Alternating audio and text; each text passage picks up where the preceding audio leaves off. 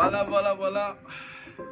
Bien-aimés dans le Seigneur, frères et sœurs, bonjour. Vous qui nous suivez partout où vous êtes, nous vous saluons. Je bénis Dieu parce qu'il nous a donné la grâce d'être à nouveau devant vous ce soir. Je suis en compagnie de mon frère Vodi, serviteur de l'Éternel. Moi je suis le frère Chris, jeune de l'église Miel, ministère international pour l'évangélisation et la louange à Dieu. Je bénis Dieu parce qu'il nous a fait grâce en cette journée de nous présenter devant vous ce soir afin de partager un moment avec vous, afin de partager un thème spécial avec vous. Avant de commencer, je vais d'abord rendre grâce au Seigneur pour la vie de son serviteur, la vie de l'apôtre Sébastien Ntela, un père spirituel que Dieu a mis devant nous, la vie de sa chère épouse Sarah. Je vous bénis au nom du Seigneur. Je bénis tous ceux qui nous suivent partout où vous êtes. Je bénis tous les jeunes de l'église Miel, tous les jeunes du monde. Je vous salue, je vous bénis au nom du Seigneur Jésus-Christ. Je bénis toute votre famille. Aujourd'hui, nous allons parler d'un thème spécial. Comment retrouver sa vie de prière. Comment retrouver sa vie de prière. Vous savez, mes frères et sœurs, bien-aimés dans le Seigneur, il nous arrive parfois à nous chrétiens de perdre notre vie de prière. C'est-à-dire que tu ne pries plus comme avant. C'est-à-dire que tu ne consacres plus assez de temps dans la prière comme tu le faisais avant. Tu n'es plus dans la présence de Dieu comme tu le faisais avant. Parce que tu as peut-être connu des difficultés, parce que tu as peut-être prié pour une chose, pour un problème qui ne s'est pas résolu, dont tu n'as pas eu la solution. Tu as l'impression que Dieu t'a oublié, tu as l'impression que Dieu ne t'écoute pas, tu as l'impression que Dieu t'a abandonné. Mais sache une chose, mon frère, ma soeur, bien-aimé, toi qui me suis, Dieu ne t'a jamais oublié. Dieu agit au-delà de tes pensées. Il agit au-delà de ce que tu peux penser ou imaginer. Dieu ne t'a jamais abandonné, il ne t'abandonnera pas. Tu dois continuer à croire, tu dois continuer à rester fidèle, rester ferme à Dieu. Sache, mon frère, ma soeur, il n'y a pas de communion sans dialogue. Il n'y a pas de dialogue sans prière. Donc, toi, chrétien, tu veux vivre dans la communion avec Dieu. Tu veux vivre en communion avec ton Dieu. Tu dois prier, car la Bible nous dit que vous devez prier sans cesse. Prie ton Dieu, l'Éternel ton Dieu, le Dieu en qui tu as cru. Il veut t'aider à relever ta vie de prière. Il veut t'aider à aller de l'avant. Il veut t'aider, mais cela ne sera ni par ta force, ni par ta puissance. Cela se fera par la grâce de Dieu. J'aime ce verset Philippiens 2, verset 13 qui nous dit: car c'est Dieu qui produit en nous le vouloir et le pouvoir selon son bon plaisir. Ce n'est pas selon ton intelligence, ni ta capacité. Ce n'est pas selon ton programme, ni ta force physique. Mais c'est selon la volonté de Dieu que tu feras des choses. Selon la volonté de Dieu que tu reviendras, que tu vas retrouver ta vie de prière.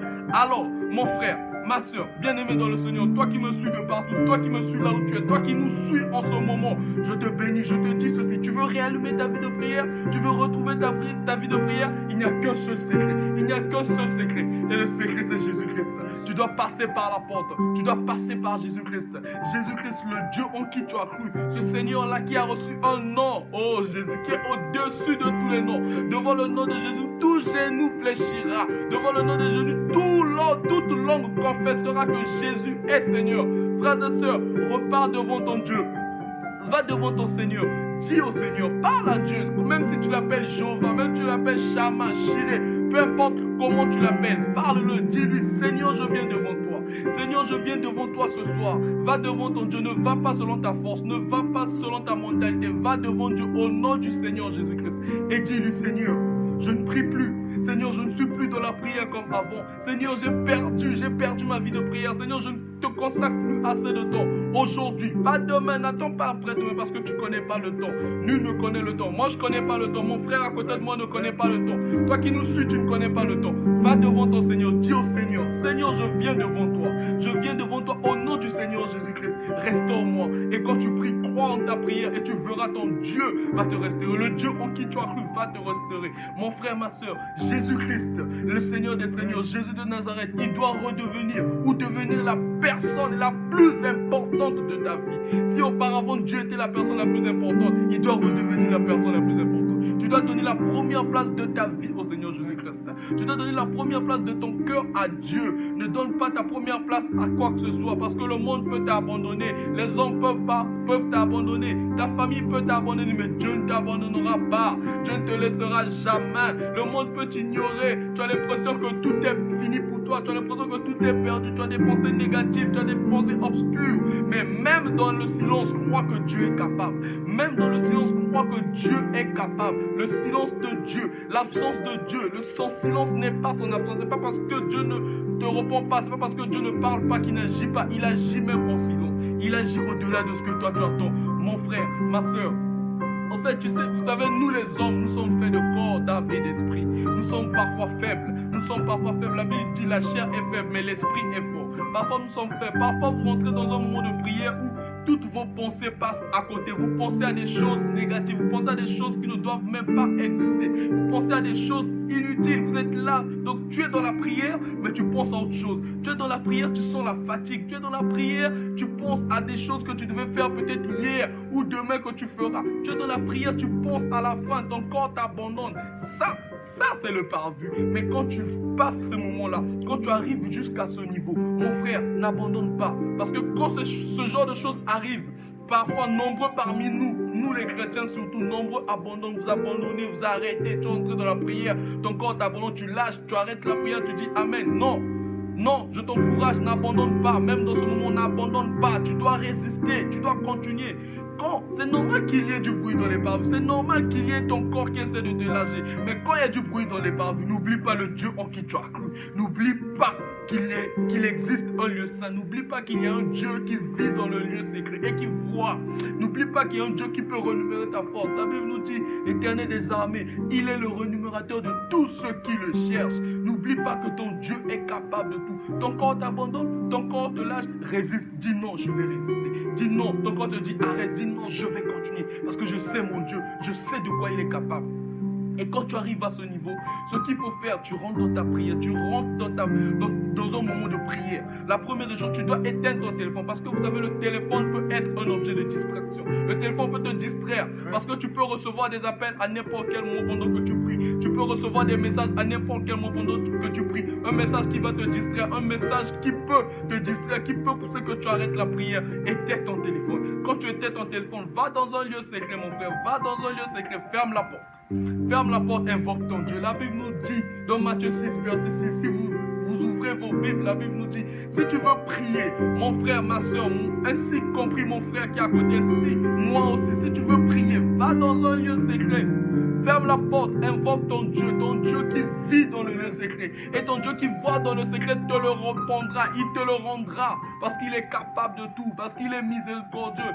Rentre dans la prière, invoque ton Dieu, demande à ton Dieu et tu verras que ton Dieu va te restaurer. Parce que si tu ne fais pas ça, tu peux commencer la prière dans les parvis, tu finiras la prière dans les parvis. Donc c'est-à-dire que tu pries, mais tu ne sens pas la présence de Dieu, tu ne sens pas le Saint-Esprit présent au milieu de toi. Parce que la Bible nous dit, quiconque l'invoquera, il lui répondra. Tu dois prier, sentir la présence de Dieu. Mais en ce moment-là, tu vas sentir que tu pries, le Saint-Esprit n'est pas là. La présence de Dieu n'est pas au milieu de toi pendant que tu pries. Tu commences la prière dans la fatigue, tu finis la prière dans la fatigue. Tu commences la prière avec les douleurs, les maux de tête, tu finis la prière avec les maux de tête, les douleurs.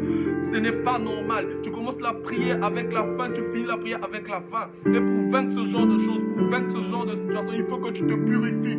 Purifie ton cœur, demande pardon à tes péchés, confesse tes péchés. La Bible nous dit, oh j'aime ce livre, Proverbe 28, verset 13, toi qui me suis, ouvre ta Bible, tu vas voir. La Bible nous dit, celui qui cache ses transgressions ne prospère point, mais celui qui les avoue et les délaisse obtient miséricorde. Parce que quand tu avoues tes péchés, quand tu avoues tes difficultés, le Dieu en devant qui tu avoues tes péchés, il est miséricordieux et il va te pardonner. Et quand tu avoues tes péchés, quand tu caches pas, quand tu ouvres, tu demandes pardon à Dieu pour tes péchés. En ce moment-là, tu te concentres sur ta prière. Tu te concentres uniquement sur ta vie spirituelle. Tu te concentres uniquement sur ta relation avec Dieu. Et tu commences à proclamer des choses. Tu commences à reconnaître la grandeur de Dieu. Tu commences à reconnaître la grâce de Dieu. Tu dis Dieu merci. Merci Seigneur pour ta grâce. Merci Seigneur pour ta miséricorde. Merci Seigneur pour ce que tu fais. Merci Seigneur pour le souffle de vie. Merci Seigneur pour ton esprit. Tu commences à proclamer. Tu reconnais la grandeur de Dieu. Tu dis Seigneur, j'étais pécheur, mais tu m'as racheté. Tu m'as ramené à la vie. Seigneur, j'étais mort. Tu m'as ramené. Seigneur, j'étais perdu.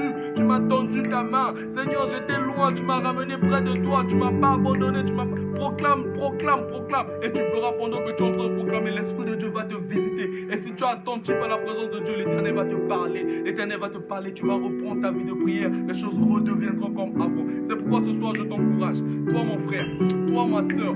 Toi qui me suis bien-aimé dans le Seigneur. Toi qui me suis où que tu sois en ce moment. toi qui me suis, je t'encourage ce soir. Je t'encourage. N'attends pas demain, n'attends pas après-demain. Aujourd'hui, je t'encourage à reprendre ta vie de prière. Je t'encourage à aller devant ton Dieu, à proclamer la gloire de Dieu, à confesser tes péchés, à te purifier. Et tu verras la gloire de Dieu. Vous savez, nous les chrétiens, vous savez qu'il n'y a pas une vie meilleure que la vie chrétienne. Il n'y a pas une vie meilleure que la vie chrétienne. Le monde va t'insulter, mon frère. Le monde va te critiquer. Tu as l'impression que tout est perdu, mais tu as un Dieu. Tu as un Dieu qui est capable de tout. Tu as un Dieu qui peut agir au-delà et au-dessus de tes pensées, de ce que tu te dis. Tu te dis que là, je n'y arriverai pas. Mais ton Dieu dit, rien n'est impossible à lui. Rien n'est impossible à celui qui croit. C'est pourquoi je t'encourage encore une fois de plus à aller de l'avant. À aller de l'avant. J'espère que ce petit moment vous fera du bien. J'espère que ce petit thème vous fera du bien. Et pour finir avec mon frère Vodi, nous allons vous chanter 2 petits chants dans la présence de Dieu. On va chanter ces moments, on va chanter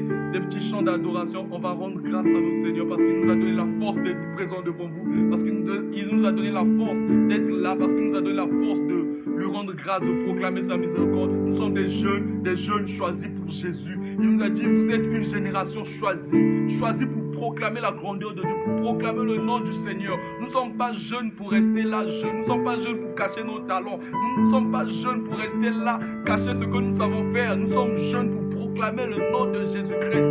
Jeune, ne laisse pas ta jeunesse te détruire. Proclame le nom de Jésus, proclame que tu es fils de Dieu. N'aie pas honte de ton entourage, n'aie pas honte de ce que ta famille peut penser. Regarde ta relation avec Dieu, parce que lorsque le monde te juge, Dieu ne te jugera pas. Lorsque le monde